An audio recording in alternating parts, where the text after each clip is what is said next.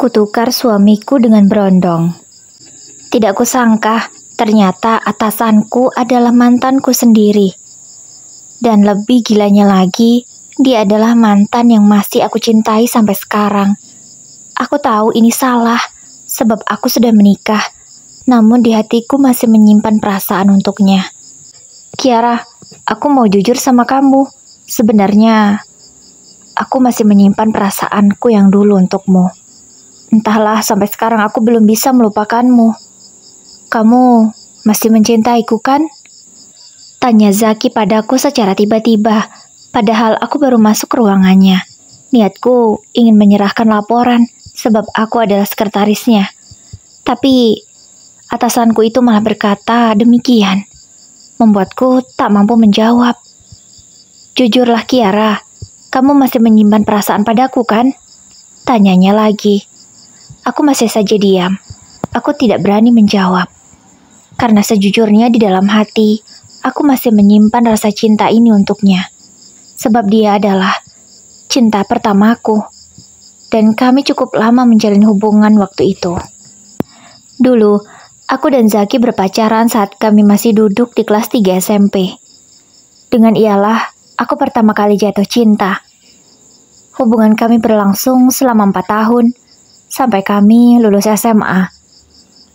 Sebenarnya aku ingin melanjutkan hubunganku ke jenjang yang lebih serius dengan Zaki. Namun dia menolak dengan alasan belum siap untuk menikah. Padahal aku tidak ingin lagi berlama-lama pacaran. Aku juga tidak masalah jika kami belum memiliki apa-apa waktu itu. Namun Zaki menolak ajakan menikahku. Dia lebih memilih untuk mengejar pendidikannya. Aku belum siap menikah, Kiara. Aku mohon pengertianmu. Aku belum siap jadi suami. Aku masih ingin melanjutkan studiku. Aku belum siap pokoknya. Ucap Zaki waktu itu. Aku masih ingat betul kalimat itu. Dan sampai sekarang pun aku tak bisa lupa. Kiara, Kiara. Panggil Zaki beberapa kali. Karena aku malah melamun, mengingat masa laluku dengannya. Kiara, kamu pasti lagi mengingat masa lalu kita kan? Indah sekali masa lalu kita. Tapi sayang, kita tidak bisa bersama. Ucap Zaki dengan ekspresi sedih. Padahal ini semua terjadi karena ia. Tapi kenapa sekarang seolah-olah dia yang tersakiti? Sudahlah, tidak usah dibahas masa lalu kita. Sekarang kita kan sudah punya pasangan masing-masing, tidak perlu diingat lagi. Ucapku dengan tegas pada Zaki. Namun pria itu masih terus saja mengingatkan masa lalu kami. Tidak begitu Kiara. Aku tahu kok kita masih saling mencintai. Tidak ada salahnya kan kalau kita menjalin hubungan. Lagi pula pasangan kita juga tidak akan tahu hal itu. Jangan gila kamu Zaki. Kita itu sudah menikah. Jangan mengkhianati pasangan. Jujur, aku memang belum bisa mencintai suamiku seperti aku mencintaimu dulu. Tapi, aku berusaha untuk menjaga perasaanku. Aku juga berusaha menghargai dia sebagai suamiku. Kamu jangan aneh-aneh. Jangan sampai istrimu tahu kalau kamu seperti ini di luar. Tidak akan tahu Kiara, kalau kamu tidak memberitahu dia. Sudahlah. Kalau kita masih saling mencintai, kan tidak ada salahnya. Aku juga tidak bahagia dengan pernikahanku, Kiara. Makanya aku seperti ini. Istriku itu tidak bisa memberi keturunan. Jadi wajar kan kalau aku mencari pelampiasan. Sebab setiap laki-laki pasti ingin memiliki anak dari istrinya. Zaki, alasanmu itu terlalu klasik. Kamu tidak bisa membodohiku. Aku bukan wanita murahan yang bisa kamu rayu dengan kata-kata seperti itu. Jangan menjelek-jelekkan istrimu di depan orang lain, tidak baik. Kasihan istrimu. Seharusnya sebagai suami, kamu memberi dukungan padanya, bukan malah menjelek-jelekkan dia di belakang seperti ini. Suami macam apa kamu? Ucapku dengan tegas pada Zaki, karena aku merasa sakit hati juga dengan ucapannya.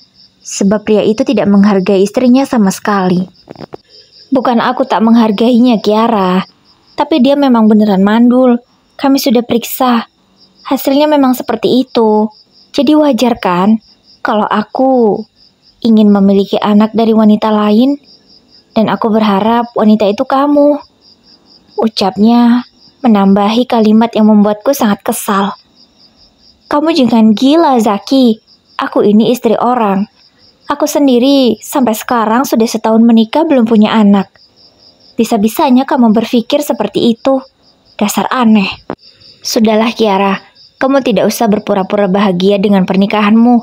Aku tahu kok kalau pernikahanmu tidak bahagia dengan suamimu.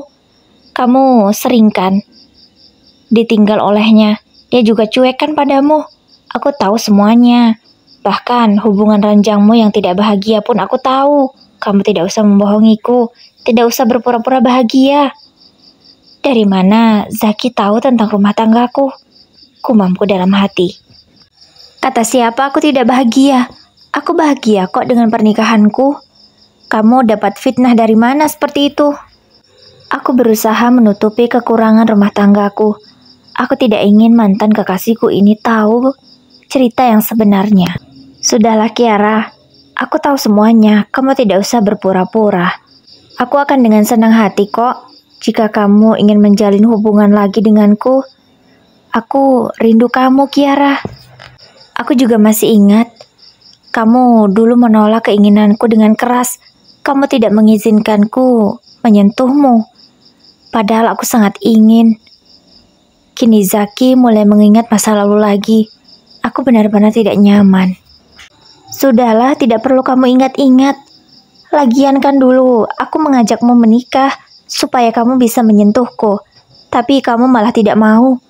Malah tetap saja mengajakku yang tidak-tidak. Aku bukan wanita murahan yang bisa disentuh sebelum pernikahan. Aku tidak seperti wanita yang di luaran sana. Ucapku membela diri. Karena memang dulu saat masih pacaran dengan Zaki, aku tidak mau disentuh olehnya. Hanya sekedar berpegangan tangan saja. Aku takut sekali. Makanya ku ajak dia menikah supaya keinginannya itu bisa terwujud. Namun pria itu malah menolak dengan alasan belum siap. Tapi menyentuhku sudah mau, menikahiku belum siap. Benar-benar lelaki yang tidak bertanggung jawab. Makanya sejak saat itu aku tidak pernah berharap lagi dengannya. Sudahlah, lupakan. Ini laporannya, cepat tanda tangani. Ucapku malas. Aku benar-benar sudah tidak nyaman di sini. Atasanku malah berbuat tidak baik. Dia memang mantanku, tapi seharusnya kalau di tempat kerja harus profesional. Karena aku menunjukkan ekspresi tidak suka, Zaki pun segera menandatangani laporan itu dan aku bisa keluar dari ruangannya. Tapi baru akan membuka pintu, Zaki memanggilku. Kiara, nanti pulangnya kita bareng ya. Aku anterin kamu. Aku kangen banget. Pengen semobil lagi sama kamu. Ucapnya sembari tersenyum. Dengan senyuman yang aneh menurutku. Aku risih sekali. Aku tidak mau. Aku nanti dijemput oleh suamiku. Jawabku berbohong. Padahal selama ini mau berangkat atau pulang, aku tak pernah diantar atau dijemput. Aku selalu berangkat dan pulang sendiri. Aku hanya ingin menolak ajakan Zaki. Semoga saja nanti suamiku bisa jemput. Aku harus menghubunginya sedari sekarang. Setelah keluar dari ruangan Zaki, aku segera mengirim pesan singkat pada suamiku. Mas Alan. Mas, nanti tolong jemput aku ya. Please. Tulisku di pesan itu. Hingga sore hari pesanku belum juga dibaca oleh Mas Alan. Memang seperti inilah suamiku. Dia jarang sekali mau membalas pesanku. Baik penting ataupun tidak. Itulah rumah tanggaku. Hambar sekali. Suamiku itu sangat cuek. Kami pun bertemu hanya pagi dan malam saja. Malam pun pasti aku sudah tidur. Dan di tengah malam ketika aku terbangun, barulah aku melihat suamiku sudah ada di sampingku.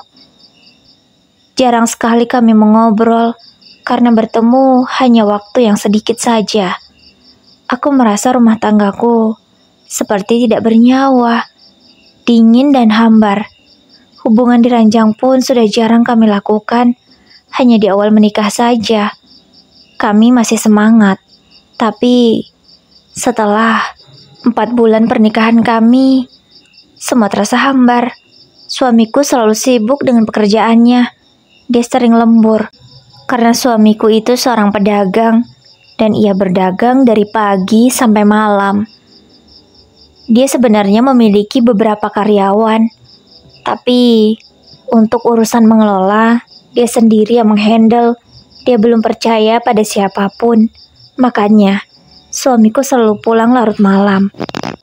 Kami pun tak pernah makan di luar bersama. Walaupun hanya sekedar makan bakso, tak pernah dilakukan oleh suamiku dan aku. Kami juga sudah cek ke dokter sebenarnya. Keadaan kami baik, kami berdua subur. Tapi entah mengapa sampai sekarang belum diberi keturunan. Mungkin Allah belum mempercayai kami. Tapi gimana mau hamil, hubungan ranjang kami pun terasa hambar. Hanya dia yang menikmatinya, sedangkan aku tidak. Aku tak pernah merasa puas sedikit pun. Aku dan suamiku sering melakukannya dalam keadaan tidak sadar. Iya, suamiku itu sering melakukannya saat aku sudah tidur. Atau terkadang dia pulang dalam keadaan mabuk. Seperti itulah. Hal itu juga yang membuat aku tidak pernah merasa bahagia.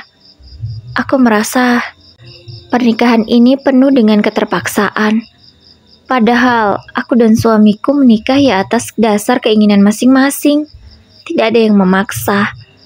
Tapi entahlah, rasanya aku menyesal menikah dengannya. Malam ini aku harus lembur sepertinya, sebab pekerjaanku masih sangat banyak sekali. Kalau tidak diselesaikan sekarang, besok pasti menumpuk. Akhirnya aku putuskan untuk lembur. Hingga tidak terasa, aku bekerja sampai jam 7 malam. Untunglah jam 7 sudah selesai. Namun sekarang, aku harus pulang dengan siapa? Sebab suamiku pun tak membalas pesanku. Aku menunggu kendaraan umum di depan kantor. Tapi sampai 15 menit tidak ada juga yang lewat. Hingga tiba-tiba pundakku ditepuk oleh seseorang. Aku sangat terkejut. Ternyata itu Zaki. Kamu lagi nungguin kendaraan umum? Katanya suamimu mau jemput, tapi malah nunggu kendaraan umum di sini. Ucap Zaki sembari tersenyum aneh. Iya, tadinya mau dijemput, tapi suamiku lagi sibuk. Jadi aku menunggu kendaraan umum saja. Ucapku berbohong lagi. Sudahlah, kamu bareng aku aja. Sekalian kita makan malam. Kamu pasti belum makan kan? Tanyanya. Aku hanya diam, tidak mau menjawab pertanyaannya. Tapi Zaki terus saja memaksaku. Hingga akhirnya aku terpaksa ikut dengannya. Sebab sudah setengah jam aku menunggu belum juga ada kendaraan lewat. Padahal ini masih sore. Di zaman itu belum ada yang namanya ojek online.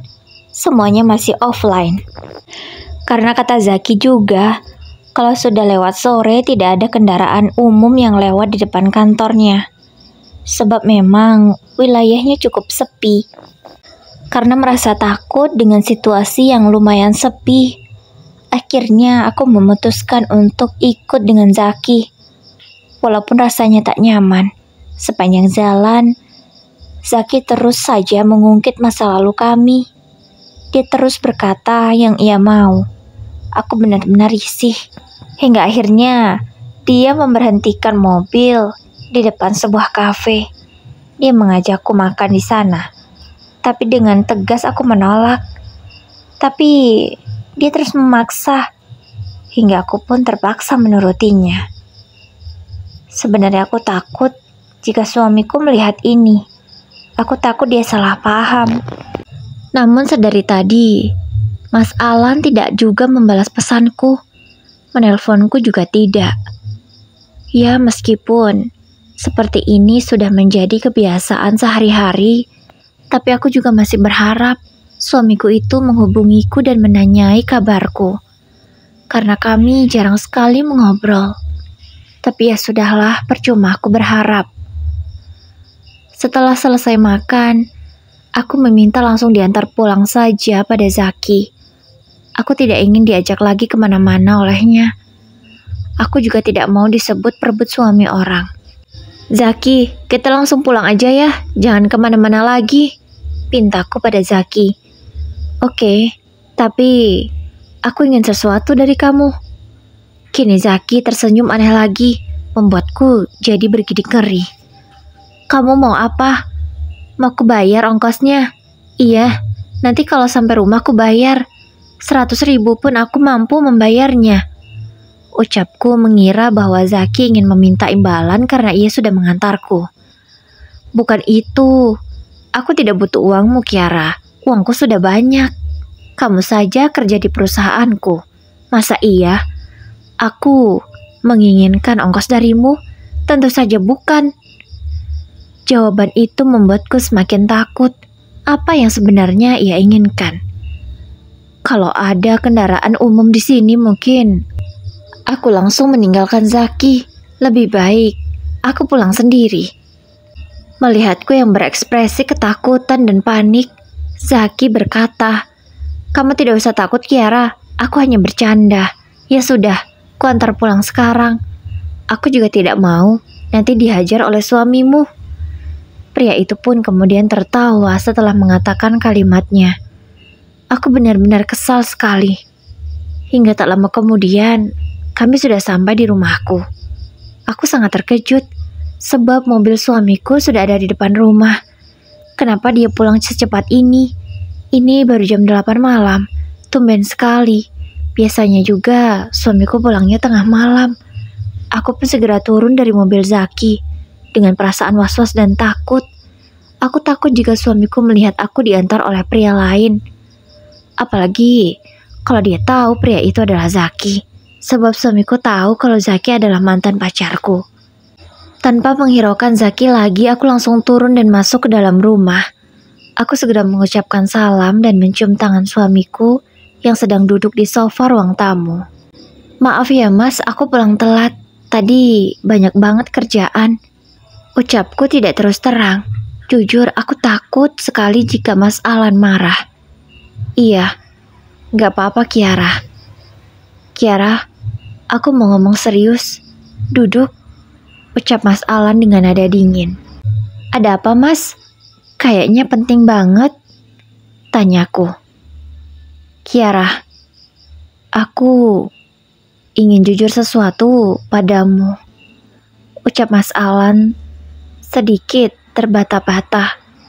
Aku tidak tahu apa yang akan ia katakan, sehingga suamiku itu terlihat sangat gugup. Kiara, sebenarnya aku... Mas Alan menghentikan kalimatnya. Itu membuatku semakin penasaran. Ada apa sih mas? Ngomong aja. Jangan setengah-setengah. Bikin penasaran aja, ucapku. Maafkan mas. Mas ingin meminta izin menikah lagi Kiara. Seketika, aku langsung terkejut mendengar kalimat suamiku. Apa maksudmu mas? Menikah lagi? Kenapa? Mas ingin punya anak. Makanya, mas ingin menikah lagi. Sebab mas hilaf tidak sengaja menghamili karyawan mas. Dan mas harus tanggung jawab. Karena kalau tidak, dia akan menggugurkan anak itu. Mas tidak mau. Makanya, mas harus menikahi dia. Jelas Mas Alan. Aku sangat terkejut dengan penjelasan suamiku itu. Kamu gila ya mas? Bisa-bisanya kamu menghamili wanita lain, sedangkan istrimu saja belum hamil. Di mana otakmu? Ucapku karena sangat emosi. Mas tahu masalah, tapi mau gimana lagi? Karyawan mas terlanjur hamil, dan mas harus tanggung jawab. Gak mungkin mas mengabaikannya. Tolonglah, izinkan mas menikah lagi, pinta Mas Alan memelas. Kini dia berlutut di hadapanku. Aku sebenarnya kasihan, tapi aku tidak mau. Aku tidak mau dimadu. Maaf mas, Aku tidak mau dimadu. Kalau memang kamu harus bertanggung jawab terhadap anak itu, kamu nikahi saja dia. Tapi di antara kita sudah selesai. Aku ingin kita bercerai. Aku tidak mau, Mas. Kamu sudah berselingkuh dariku. Kesalahan yang kamu buat ini sangat fatal. Aku tidak bisa memaafkanmu. Ucapku sembari sudah menangis. Aku tidak sekuat itu. Aku benar-benar kecewa dengan suamiku. Kenapa dia setega ini? Maafin Mas. Tapi Mas tidak mau bercerai denganmu. Mas sangat mencintaimu. Tolonglah Kiara. Tolong. Ucap Mas Alan lagi memelas. Tidak, Mas. Aku tidak bisa melanjutkan pernikahan kita. Jika kamu ingin menikahi wanita itu, nikahi saja. Tapi denganku selesai. Pokoknya, aku ingin kita cerai. Titik. Kesalahanmu sudah fatal. Aku tidak bisa memaafkannya. Namun tiba-tiba Mas Alan memelukku dengan erat. Dia meminta maaf. Maafkan aku. Jika ini memang keputusanmu, maka aku akan mengabulkannya. Aku tahu aku salah, dan kamu berhak bahagia. Aku minta maaf sayang. Ucap Mas Alan. Iya Mas. Aku mungkin belum bisa memaafkanmu sekarang. Tapi yang jelas, aku ingin kita bercerai. Aku tidak mau dimadu, Mas. Mendengar kamu selingkuh saja sudah sangat membuatku sakit hati. Apalagi aku harus menerima istri mudamu. Tidak sanggup aku, Mas. Tidak sekuat itu aku. Akhirnya, aku dan Mas Alan bercerai. Aku segera mengurus semuanya ke pengadilan. Proses perceraianku pun sedang berlangsung. Namun, aku merasa tidak bisa hidup bahagia. Karena aku selalu mengingat kenangan bersama Mas Alan di rumah ini. Rumah yang kami tempati selama setahun menikah. Banyak sekali kenangan bersama. Setiap sudut ruangan ini selalu mengingatkanku pada Mas Alan. Dan ketika sudah mengingat semua itu, aku merasa sangat sedih dan hancur. Apalagi mengingat bahwa suamiku dan aku bercerai karena dia menghamili wanita lain. Betapa sakit hatiku. Kiara, kalau kamu berat untuk tinggal di rumah ini, lebih baik kamu kos saja. Di dekat kosku masih ada yang kosong. Kamu bisa kos di sana. Mana tahu dengan suasana baru, kamu bisa lebih cepat move on dan tidak terus mengingat masa lalumu dengan Alan. Ucap Safira sahabatku. Dia selalu memberiku dukungan. Dia juga selalu ada ketika aku membutuhkan. Dan dia juga sangat mengerti aku. Aku sangat berterima kasih pada Safira sahabatku. Iya Safira, kamu benar. Kalau di dalam rumah ini terus sepertinya, aku akan terus mengingat masa laluku dengan Mas Alan. Aku memang butuh suasana baru. Ya, aku setuju dengan usulmu. Besok, aku akan kos saja. Di dekat kosmu ya. Tapi kamu bisa bantu aku nggak? Menyuruh orang untuk mempersiapkan semuanya. Sebab aku hanya akan membawa barang-barang pribadi saja. Barang-barangku yang ada di sini akan kubiarkan. Dan jika nanti hatiku sudah bisa lebih baik, aku akan kembali lagi ke rumah ini. Sebab rumah ini kamu tahu kan sejarahnya. Dengan susah payah, aku bisa mendapatkan rumah ini dari hasil kerja kerasku selama ini. Iya Kiara, aku ngerti kok. Kamu tenang aja. Kalau emang kamu mau kos di sampingku, aku akan meminta pada pemilik kos menyiapkan semuanya. Pokoknya kamu tinggal masuk dan tidur aja. Ucap Safira. Terima kasih ya. Kamu memang sahabat yang bisa mengerti aku. Aku segera memeluk sahabatku itu karena merasa terharu. Aku tidak tahu lagi harus curhat pada siapa. Sebab aku adalah yatim piatu. Aku tidak memiliki saudara ataupun keluarga di kota ini. Aku hanya sendirian di sini. Orang yang sangat aku percaya pun malah mengkhianatiku. Rumah yang selama ini aku tempati bersama Mas Alan adalah rumah hasil kerja kerasku. Dan Mas Alan sama sekali tidak membayar sedikit pun rumah ini. Makanya, ketika kami bercerai, dia langsung pergi dari rumah ini. Aku benar-benar tidak menyangka suamiku yang kuanggap paling baik dan setia, dan orangnya pendiam, ternyata bisa melakukan pengkhianatan seperti ini. Selama ini Mas Alan selalu tepat waktu memberi nafkah lahir padaku. Memang sih, soal perhatian dan nafkah batin jarang sekali. Tapi tidak kusangka kalau dia malah bermain api di belakangku. Dengan cepat, berita perceraianku tersebar. Zaki pun mengetahui hal ini. Dia semakin gencar mendekatiku. Sepertinya kita memang berjodoh, Kiara. Kamu sekarang sudah janda, dan aku bisa semakin leluasa mendekatimu, kan? Ucap Zaki dengan percaya diri. Tidak, Zaki. Kamu itu masih punya istri. Jangan seperti ini. Tidak baik. Kasihan istrimu. Aku bukan pelakor yang bisa merebut suami orang seperti selingkuhan suamiku. Aku tidak mau melakukan hal yang sama. Kalau aku menuruti keinginanmu, maka aku sama saja dengan wanita yang sudah merebut suamiku.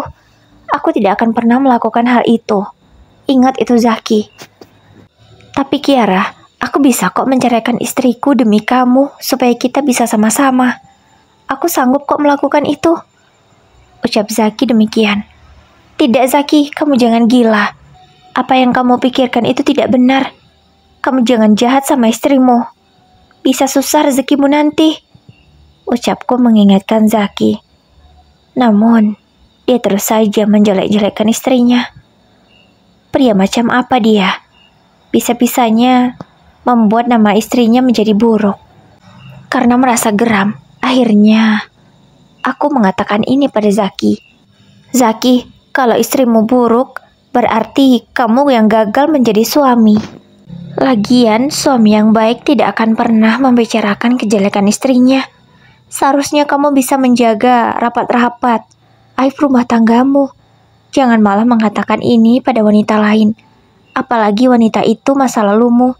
Tidak baik. Kemudian setelah mengatakan itu, aku segera meninggalkan Zaki. Aku tak ingin lagi berada di hadapannya. Tak lama setelah peristiwa itu, aku mendapatkan kabar kalau istri Zaki sekarang hamil. Aku turut berbahagia dengan berita ini. Itu artinya apa yang selama ini Zaki katakan adalah kebohongan. Pria itu memang benar-benar tidak bisa dipercaya lagi ucapannya. Dengan mudahnya ia menjelekkan istrinya, padahal istrinya itu wanita yang baik. Ini bisa menjadi pelajaran buat perempuan di luar sana. Jangan mudah percaya dengan ucapan lelaki. Belum tentu yang ia katakan buruk tentang istrinya itu kenyataannya. Bisa saja kalau yang ia katakan hanya untuk merayu kalian dan membuat kalian merasa iba, padahal semua itu kebohongan. Itu hanya niatnya agar bisa mendekati kalian. Sejak istrinya hamil, Zaki tak pernah lagi mendekatiku. Aku lega sekali, karena bisa terbebas dari mantan kekasihku itu. Di kosku yang sekarang, hidupku semakin tenang. Sedikit demi sedikit, aku sudah bisa melupakan masa laluku meskipun tidak akan pernah bisa lupa sepenuhnya. Tapi setidaknya di tempat yang baru, aku bisa mendapatkan suasana baru dan hatiku jauh lebih baik. Di sebelah kanan kosku, itu adalah kosnya Vira. Dan sebelah kiri, ada kos seorang pria. Kosku dan kos pria itu terpisahkan oleh lorong. Kami jarang bertemu, namun ketika tidak sengaja berjumpa, kami saling tersenyum. Pria itu terlihat masih sangat muda. Dia juga anak kuliahan. Aku tahu dari Vira. Aku dan pria itu tidak pernah mengobrol selama ini. Hanya tersenyum saja jika bertemu. Tapi kali ini aku membutuhkan bantuannya. Lampu di kamarku tiba-tiba putus. Aku tidak bisa menggantinya. Ada sih tangga, tapi aku sangat takut ketinggian. Aku tidak berani. Dan Vira juga tidak tahu kemana. Sepertinya dia sedang pergi dengan kekasihnya.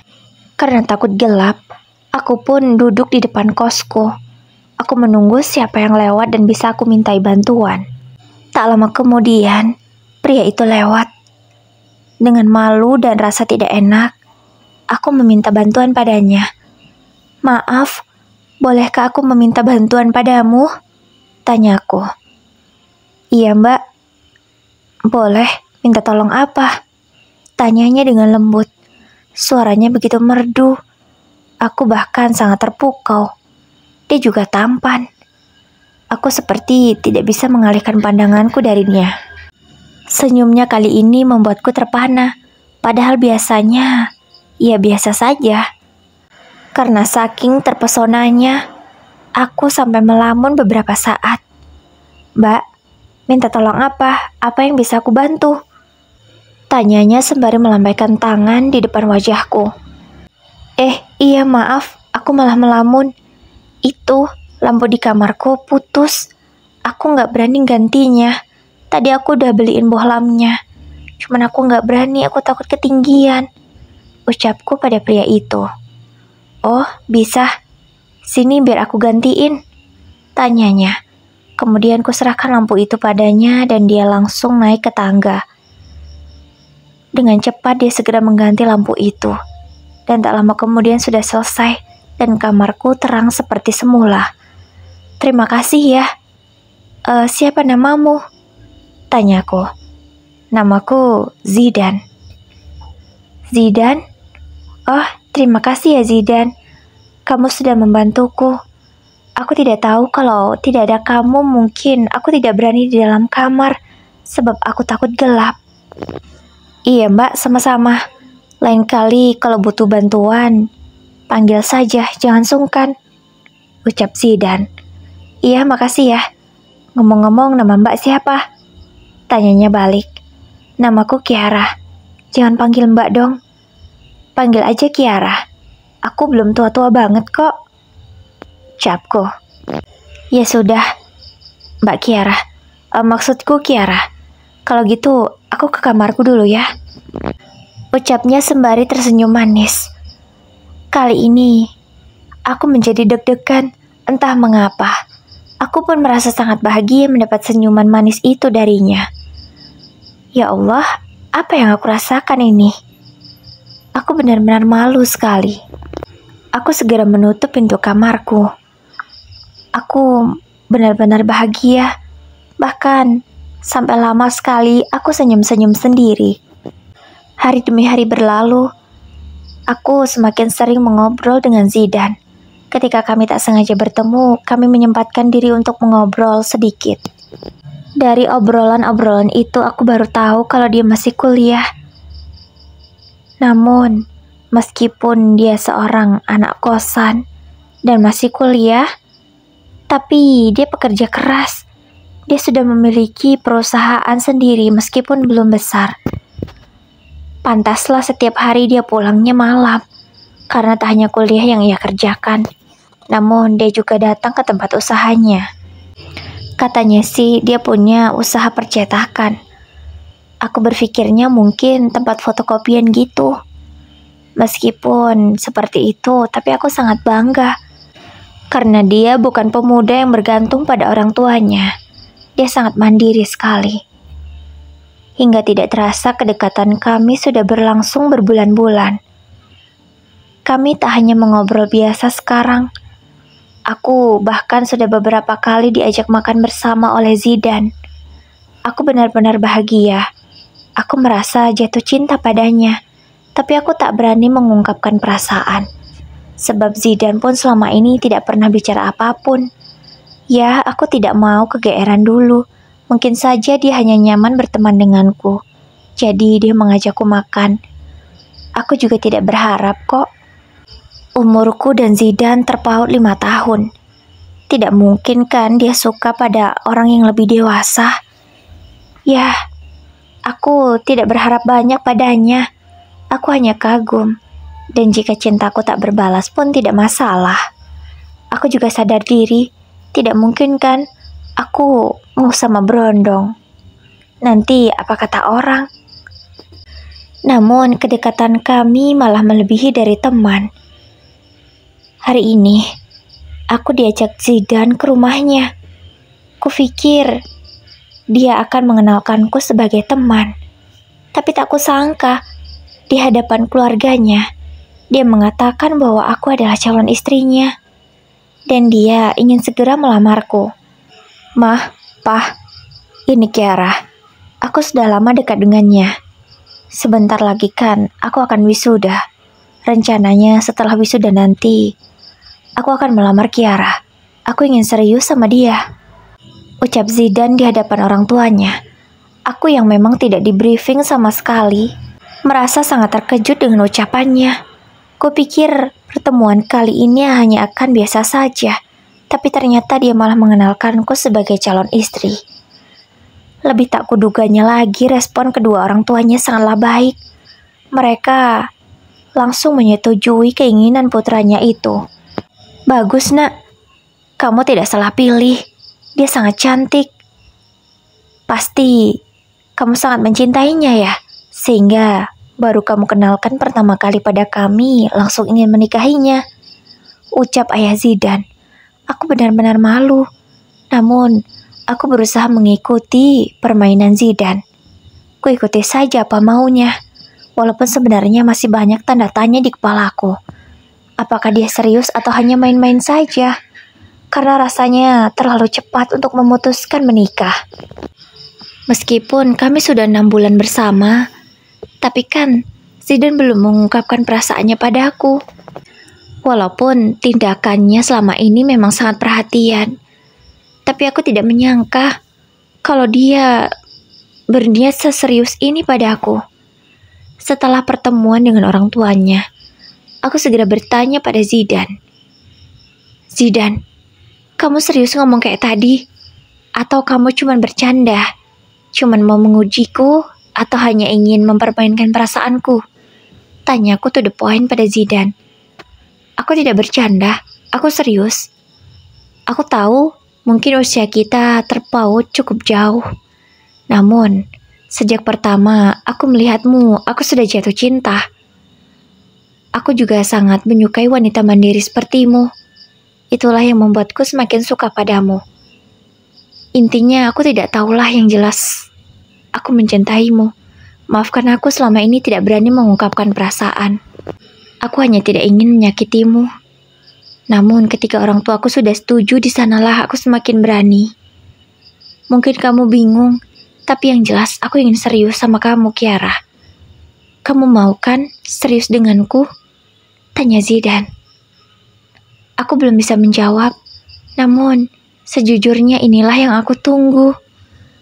Walaupun aku tidak berharap, namun kalau ini yang aku dapat, ya aku bahagia dan aku senang. Aku tidak tahu aku bisa menerimamu atau tidak. Namun, kalau boleh jujur, aku juga menyukaimu, Zidan. Ucapku dengan malu-malu. Akhirnya, sekarang kami tahu perasaan masing-masing. Aku dan Zidan pun memutuskan untuk berkomitmen bahwa setelah ia wisuda nanti, dia akan langsung melamarku. 1 bulan kemudian, acara wisuda Zidan pun sudah berlangsung, dan ia benar-benar menepati janji di hadapan orang tuanya dengan masih memakai seragam wisudanya. Dia melamarku. Aku sangat bahagia. Ku terima lamaran Zidan dengan bismillah. Semoga kali ini aku tidak salah pilih lagi. Semoga Zidan lelaki yang baik. Selama dekat dengannya pun dia tidak pernah aneh-aneh. Dia selalu menjaga aku dengan baik. Dia juga tidak pernah menyentuhku meskipun hanya berpegangan tangan. Bahkan setelah ia mengajakku bertemu dengan orang tuanya dan berniat serius, disitulah aku semakin yakin bahwa Zidan lelaki yang baik. 1 minggu setelah aku dilamar oleh Zidan, kami pun melangsungkan pernikahan. Inilah yang semakin aku sukai pada Zidan. Dia tidak ingin membuang-buang waktu. Dia selalu mendahulukan niat yang baik.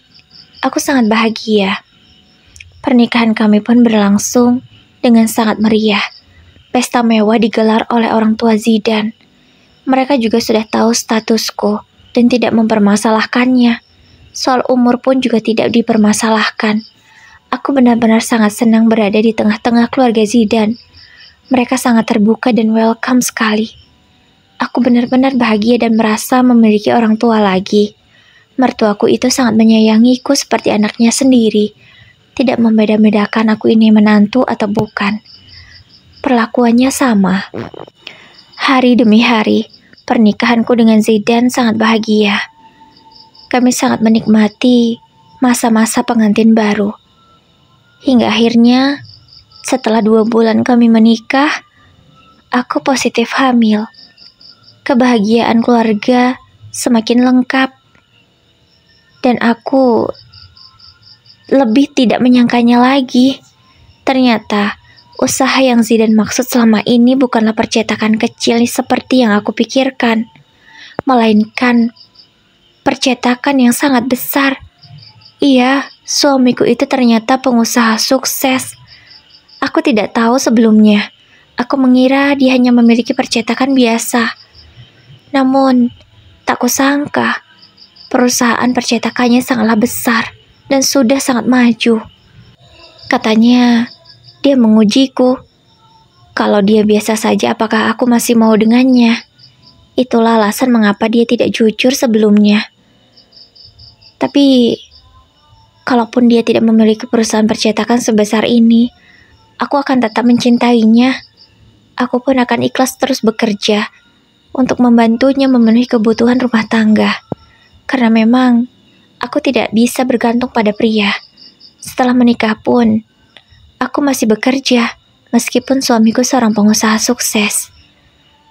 Walaupun aku hamil, aku tetap bekerja. Dan mantanku Zaki, dia tidak pernah menggangguku lagi. Saat di kantor kami sangat profesional sebagai karyawan dan atasan. Setelah sekian lama, aku dan Mas Alan tidak pernah bertemu. Kini aku bertemu lagi dengannya. Tapi kondisinya sangat menyedihkan. Dia bercerai dengan istrinya yang menjadi selingkuhannya waktu itu. Alasannya wanita itu tidak setia dan malah selingkuh lagi dengan lelaki lain. Iya, sebenarnya wanita itu bukan wanita baik-baik. Dia memang suka sekali menggoda banyak pria. Namun, apa sedang menimpa Mas Alan? Dia malah menghamili wanita itu. Namun setelah anak itu lahir, dia tidak terlihat mirip seperti Mas Alan atau istrinya. Itulah yang membuat Mas Alan curiga dan melakukan tes DNA. Ternyata anak itu bukan anak Mas Alan. Jadi wanita itu memang sengaja menjebak Mas Alan supaya dinikahi. Dan anaknya pun ditinggalkan pada Mas Alan. Dia memilih bersama pria lain. Aku sangat kasihan. Namun mungkin ini sudah jalan takdirnya. Dan aku sebagai mantan istrinya hanya bisa memberi ia dukungan dan semangat. Semoga kuat menjalani cobaan ini. Dan putra yang dilahirkan oleh mantan istri Mas Alan dirawat oleh orang tua Mas Alan. Meskipun itu bukan cucu kandung mereka, namun orang tua Mas Alan sangat menyayanginya. Begitu juga dengan Mas Alan. Karena setelah ia tahu bahwa anak itu ada di perut selingkuhannya waktu itu, dia sangat menyayanginya. Walaupun dia harus menerima kenyataan bahwa anak itu bukan anak kandungnya.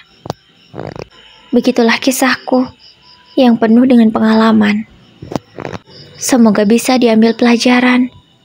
Tetaplah setia pada pasangan masing-masing, karena kita tidak pernah tahu karma apa yang akan kita dapat jika kita mengkhianati pasangan kita. Tetaplah setia.